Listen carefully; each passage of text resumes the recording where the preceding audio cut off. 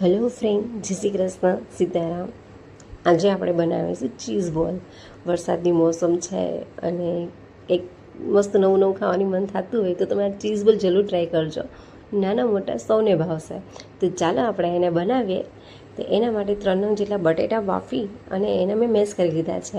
નાના ચીઝના ટુકડા છે, 1 નંગ ડુંગળી, કેપ્સિકમ, ઓરેગાનો, ચીલી ફ્લેક્સ, થોડુંક ચીઝ છે ખમણેલું છે, અને કોર્નફ્લોર છે, અને જે ટોસપટ્ટી છે અથવા તો બ્રેડનો ભૂકો છે. તો હવે આપણે આ બધું આપણે બટેટા બાફેલા છે એની અંદર એડ કરવાનું છે. તો આ ચીઝ છે થોડું ખમણેલું મેં એડ કરેલું છે. એમાં તમે પનીર પણ એડ કરી શકો છો. તો એની અંદર આપણે ચીલી ફ્લેક્સ, ઓરેગાનો, ત્યાર પછી જે કોર્નફ્લોર છે એ 2 ચમચી જેટલો છે. તમારે નાખવો હોય તો, ન નાખવો હોય તો ઓપ્શનમાં છે. ત્યાર પછી આપણે એને થોડુંક મીઠું એડ કરી દઈશું અને મિક્સ કરી લેવાનું છે. જો કોર્નફ્લોરની જગ્યાએ તમે બ્રેડનો ભૂકો પણ એમાં મિક્સ કરી શકો છો. તો આપણો આજે તૈયાર થઈ ગયો મસાલો. હવે એની અંદર મેં થોડુંક શેઝવાન ચટણી એડ કરી છે, તો એને પણ આપણે સારી રીતે મિક્સ કરી લેશું. હવે આપણા જે આ બોલ્સ માટેનો જે મસાલો છે એ રેડી છે. તો હવે એની આપણે સ્લરી બનાવી લઈશું. તો સ્લરી માટે આપણે જોશે 2 ચમચી જેટલો કોર્નફ્લોર, અને એની અંદર આપણે પાણી એડ કરી અને એની સ્લરી બનાવવાની છે. જો આ રીતે બનાવી લેવાની છે. ત્યાર પછી આપણે હવે જે મસાલો છે એના બોલ્સ તૈયાર કરશું. તો હવે તે લઈ અને 2 હાથમાં અને થોડુંક તેલ હાથમાં અપ્લાય કરશું કે જેથી ચોટે નહીં, કેમ કે અંદર આપણે કોર્નફ્લોર નાખ્યો છે એટલે થોડુંક ચોટશે.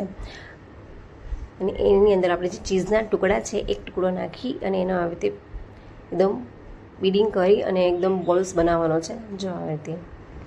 તો આપણો આ જે બોલ્સ છે એ રેડી થઈ ગયો છે. તો આવી રીતે બધા બોલ્સ આપણે રેડી કરી લીધા છે.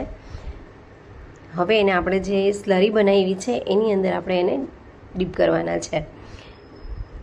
તો આ સ્લરીને આપણે સ્લરીની અંદર ડીપ કરશું.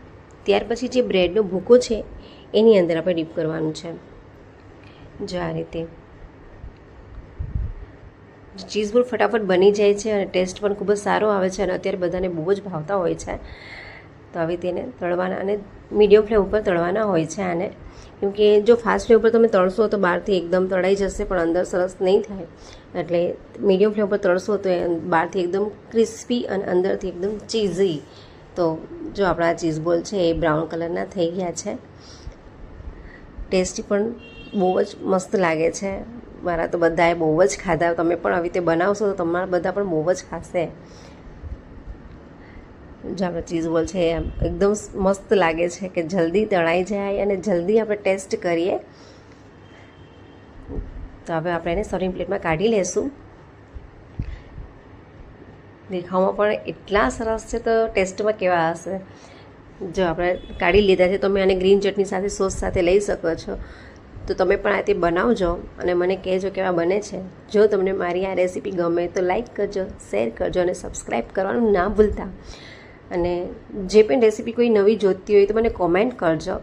ત્યાં સુધી મળીશું નવી રેસીપી સાથે. આવજો, બાય બાય.